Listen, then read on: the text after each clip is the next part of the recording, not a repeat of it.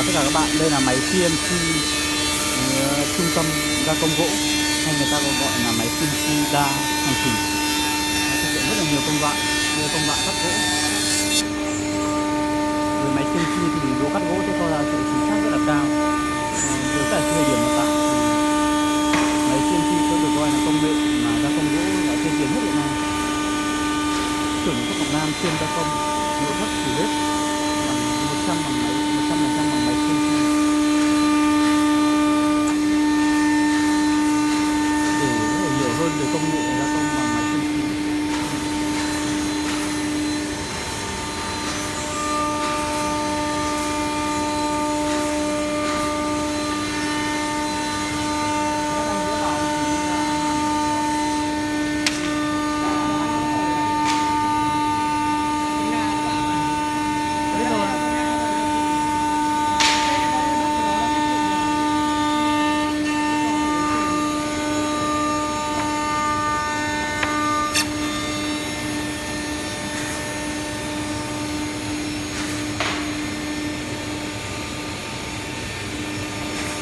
Trăm phần trăm công đoạn của máy CNC là sử dụng trên máy tính, lập trình trên máy tính, và máy thì thực hiện công đoạn là các thao tác trên máy tính đã lập trình.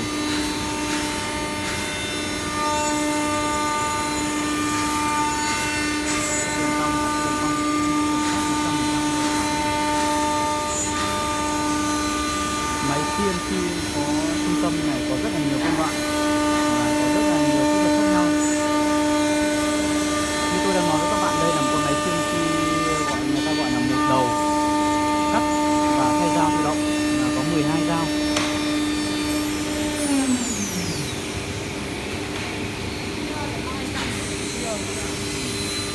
Ra làm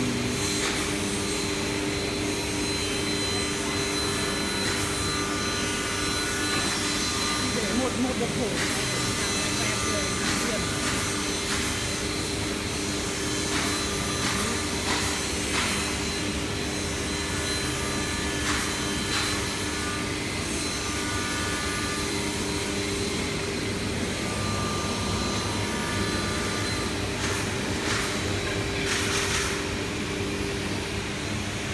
cắt xong thì máy nó sẽ để toàn bộ ván về hôm trước để người có thể cơ bạn là dán tem. Còn máy sẽ tiếp tục làm việc là gấp phôi, người ta gọi là gấp ván. Đấy đằng sau này, gấp ván nha, kéo ván vào. Bạn thấy không? Gấp phôi kéo ván. Công đoạn nữa đẩy toàn bộ cái sản phẩm vừa cắt sang về trước. Thấy không? Đấy, đây để từ nhá, kéo thành phần nhá. Với máy này thì chúng ta sẽ tiết kiệm được khá nhiều công sức. Chỉ cần một người có thể hoạt động được cái máy này, không cần phải quá nhiều người. Nhưng cái quan trọng người điều khiển máy phải là một người biết là gì, biết điều khiển.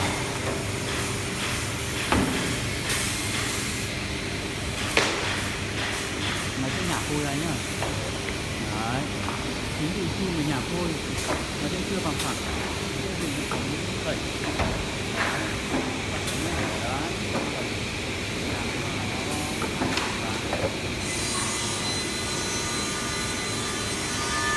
Sau khi thẳng ván, máy sẽ lựa chọn mũi cắt. Tùy theo yêu cầu lập trình thì máy sẽ lựa chọn mũi cắt. Bạn nhé, mình là mũi cắt nha. Sẽ dùng mũi cắt cái khoan nào phù hợp nhất thực hiện các công đoạn trên một phần.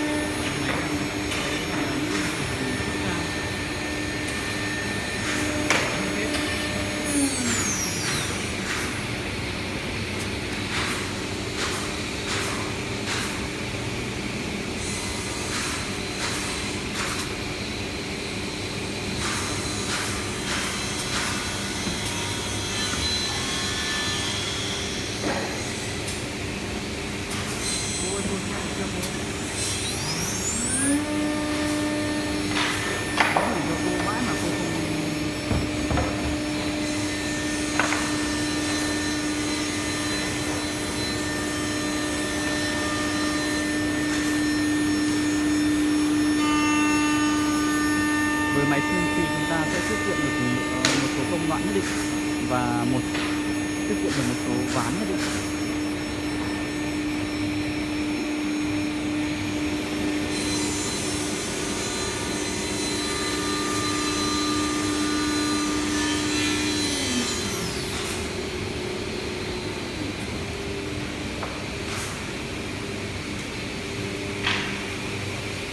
Để có thể hoạt động được máy này là sẽ có một cái trung tâm điều khiển như này, luôn luôn đi kèm theo máy. Thấy không? Đây, màn hình này, màn hình làm việc với rất là nhiều thông số khác nhau, để chính xác cho người